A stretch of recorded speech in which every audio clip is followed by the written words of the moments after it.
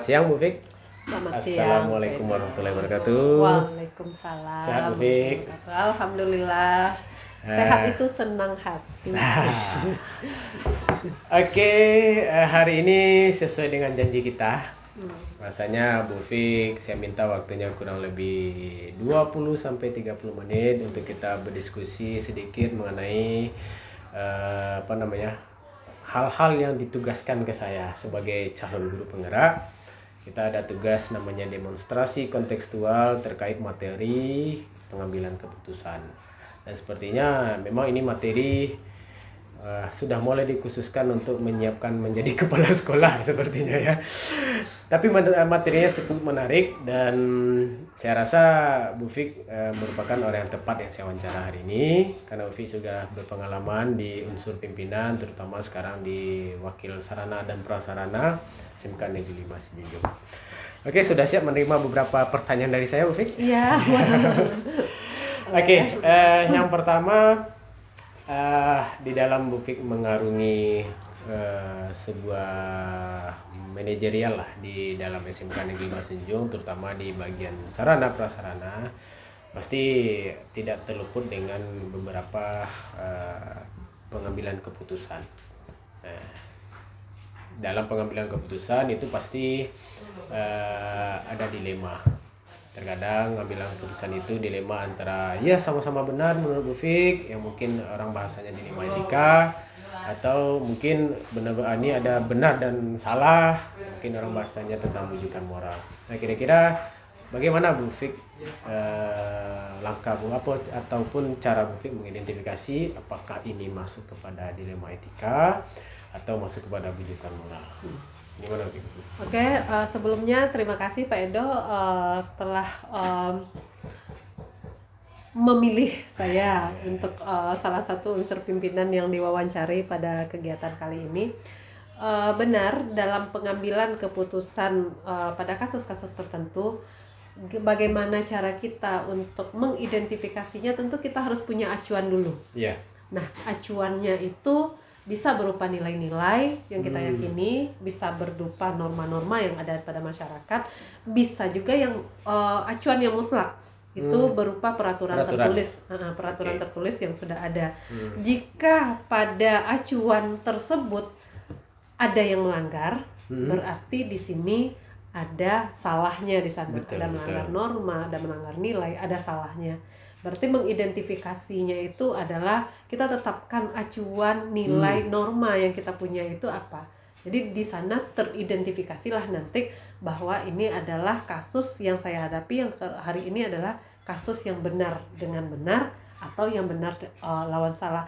Saat kita dihadapkan dengan benar dan salah, tentu kita diharapkan tentu lebih mengutamakan pengambilan yang benarnya. Betul. Tapi akan terjadi dilema saat kita mengambil keputusan yang masing-masing kasusnya itu di posisi benar lawan benar dari acuan kita tadi. Demikian Pak Eda. Oke. Waduh, baru pertanyaan pertama sudah cukup jelas ya. Jadi identifikasinya memang acuannya yang jelas, yang mutlak itu kan berarti peraturan ya. Peraturan nanti diiringi dengan nilai-nilai atau norma yang memang berlaku di tengah-tengah masyarakat kita. Nah, selanjutnya bagaimana Bu Fik di dalam di dalam bekerja sebagai wakil sarana itu mengambil keputusan yang mungkin kedua-duanya mengandung kebenaran mungkin. Nah, kira-kira bagaimana Bu Fik menjalankannya seperti itu? Oke. Saat kita dihadapkan dengan kasus tertentu, kebetulan ini sudah mengerucut ke kasus yang benar sama benar. Ya, betul. Nah, tentu di sini seperti yang sudah kita yakini bersama, tidak akan mungkin pada kasus yang sama-sama benar ya, tidak akan mungkin kita menimbang itu benar-benar sama rata dan akan sama berat. Nah, di situ akan terpilah nanti ada kasus yang mungkin ini sedikit benar, ini cukup benar, ini benar, ini sangat benar dan benar-benar sekali gitu. Ada levelnya ya? Ada levelnya. Dan itu kita timbang dengan rasa mungkin. Kita timbang dengan rasa. Nah, saat hal itu mungkin untuk melakukan hal ini kita bisa melakukan komunikasi, melakukan pendekatan-pendekatan. Nanti barulah akan muncul di dalam diri kita sendiri. Oh, inilah yang paling tepat. Mungkin bukan yang benar sekali yang tepatnya, tapi bisa jadi yang benar lah yang tepat di saat hari itu.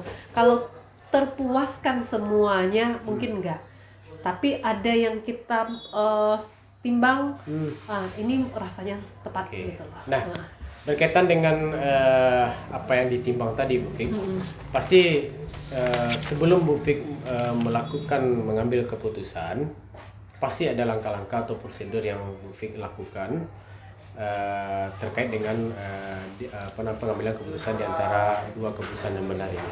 Kira-kira langkah-langkah apa yang Bu Fik biasa lakukan agar Bu Fik bisa memastikan seperti yang Bu Fik sampaikan tadi, memastikan bahwasanya keputusan ini yang sangat benar, melawan yang cukup benar. Nah, kira-kira apa gitu? Oke.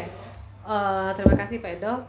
Biasanya langkah-langkah yang ini adalah yang pertama tentu melakukan diskusi terlebih dahulu. Kalau masih bisa dilakukan pendekatan, seandainya masih bisa melakukan pendekatan, maka kita lakukan pendekatan dulu. Sebagai seorang wakil sarana, biasanya pengambilan keputusan itu menjadi dilema saat jurusan ini membutuhkan ini, jurusan itu membutuhkan itu. Jadi kita mungkin masih bisa melakukan diskusi-diskusi, melakukan hal-hal yang mana yang benar-benar butuh dan mana yang tidak. Ini berpihaknya ke arah mana. Ini kita akan lebih melihat yang manfaatnya itu lebih tinggi, yang berpihak kepada murid itu yang mana. Oh gitu ya. Nah, jadi langkah-langkah yang apa adalah kita menentukan apakah kita akan memihak siswa atau memihak kepentingan yang lain. Kalau seandainya masih ada kepentingan yang lain, kita akan lebih utamakan dulu. Kita udah sepakat, ini kepentingannya untuk siswa, ini mungkin yang terdekat, ini yang. Jadi kalau sudah dilakukan pendekatan secara persuasif, dan kita semua tahu bahwa keadilan mutlak itu mungkin tidak akan bisa, tapi jika sudah dengan lapang-lapang dada, maka langkah ini mungkin bisa digunakan. Gitu. Nah, berarti sebenarnya sudah terjawab nih poin nomor 4 nih Bu Fik. Berarti salah satu yang Bu Fik anggap paling efektif untuk pengambilan keputusan ya seperti tadi ya.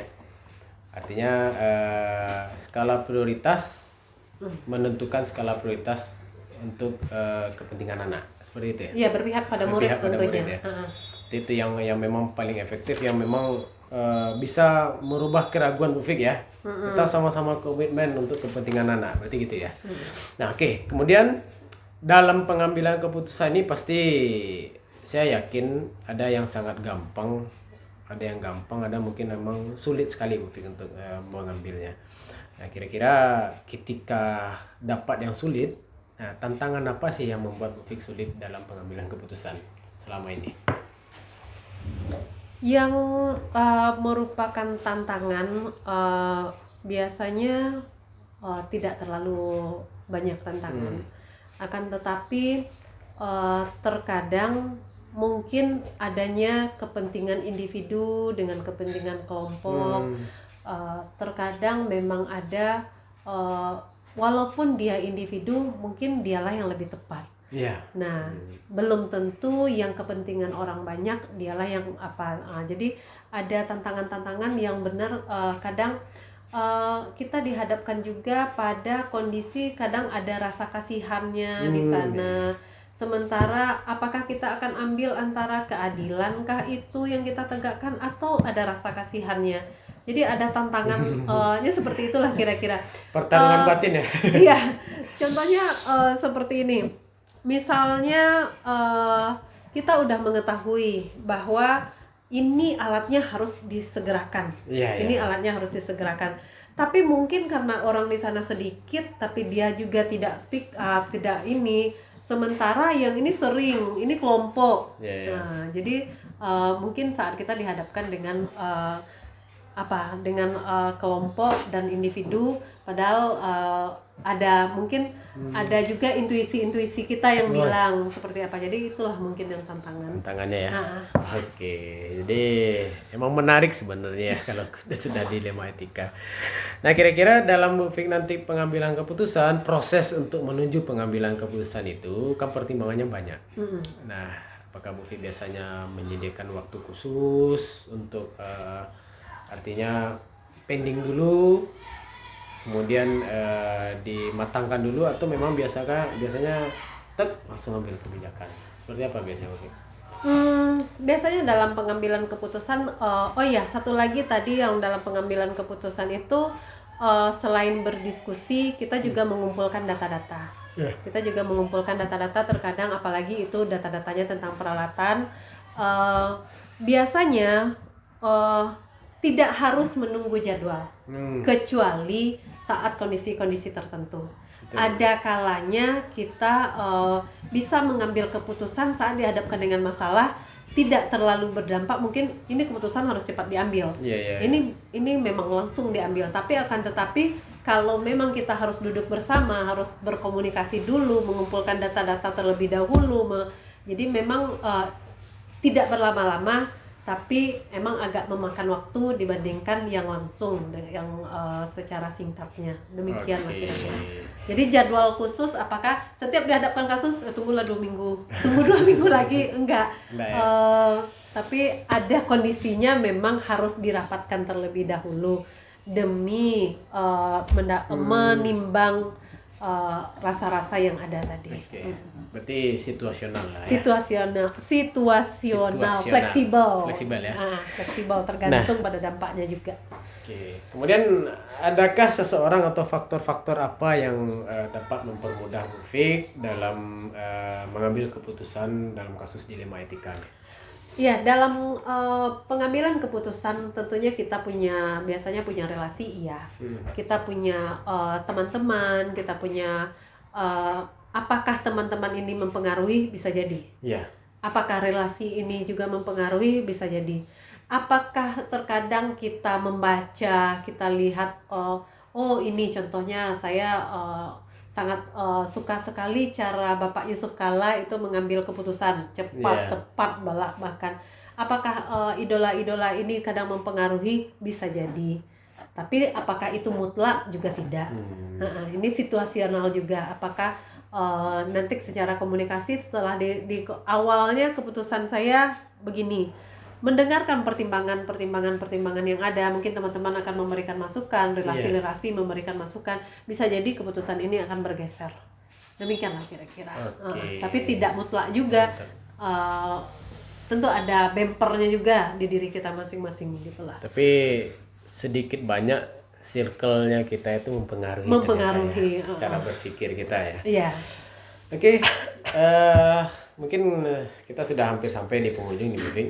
Dari semua hasil diskusi kita tadi terkait dengan pengambilan keputusan di dilema etika, kira-kira pembelajaran apa yang memang Bu Fik dapat petik dari pengalaman Bu Fik dalam mengambil keputusan dilema etika selama ini?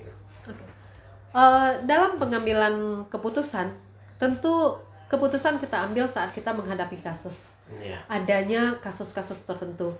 Apakah ada pembelajaran? Setiap kasus rasanya selalu ada aja pembelajarannya. Ada aja hikmahnya. Di hari ini kita ngambil keputusan mungkin saat dihadapkan dengan benar lawan benar, lalu kita pilih. Nanti kan ada refleksinya. Kita lihat kondisi anak tersebut. Misalnya berpihak pada anak, misalnya kita menyelamatkan ini dulu, menyelamatkan ini, seiring berjalannya waktu, ternyata ada pembelajaran yang kita petik dari sananya. Nanti ujung-ujungnya apakah ada pembelajaran nih? Bahkan setiap kasus itu masing-masing, ternyata kadang kita yang malah salah, kita belajar juga dari sananya berkali-kali. Jadi apakah dari kasus yang ada pembelajarannya? Iya. Pembelajarannya itu apakah bisa disimpulkan secara besarnya? Itu adalah meningkatkan integritas. Jadi pembelajaran yang kita terima dari masalah-masalah, kasus-kasus yang kita hadapi adalah sebenarnya diri kita sendiri. Integritas kita menjadi diri kita itu sampai mana gitu. Apakah menghadapi kasus tertentu kita malah down Iya. atau malah meningkatkan integritas tadi. Demikianlah. Oke, super sekali. Tapi yang intinya adalah ternyata memang apalagi setiap dilema etika yang saya ambil kesimpulan itu yang harus kita lakukan setiap pengambilan keputusan, kita harus selalu refleksikan ya. Iya, ada refleksi. Ada refleksi. Dari situlah kita belajar apakah keputusan yang kemarin itu sudah tepat, Iya. atau masih perlu ada opsi lain mungkin nanti. Karena memang kan tidak tertutup kemungkinan kasus itu berulang. Iya, Kan? Artinya dilemanya itu walaupun berulang. dengan tokoh yang berbeda, Dengan tokoh berbeda, kan? tapi temanya mungkin hampir sama gitu loh. Tapi kalau itu terjadi tidak perlu jadwal khusus lagi ya untuk pertimbangannya. Latihan Sudah bagi latihan kita juga ya. sebenarnya. Oke, aduh, senang sekali bisa berbincang dengan Bu Fik. Terima kasih atas atas informasi yang sudah berikan, saling sharing terhadap bagaimana menyikapi dilema etika ini. Mudah-mudahan saya sebagai calon guru penggerak juga bertambah wawasan saya dan juga bisa belajar bersama-sama dalam mengambil keputusan. Karena memang yang sulit dalam hidup itu kan memang mengambil keputusan. Ya, karena keputusan itu pasti berdampak. Oke, terima kasih Bu Fik sekali lagi atas waktu yang sudah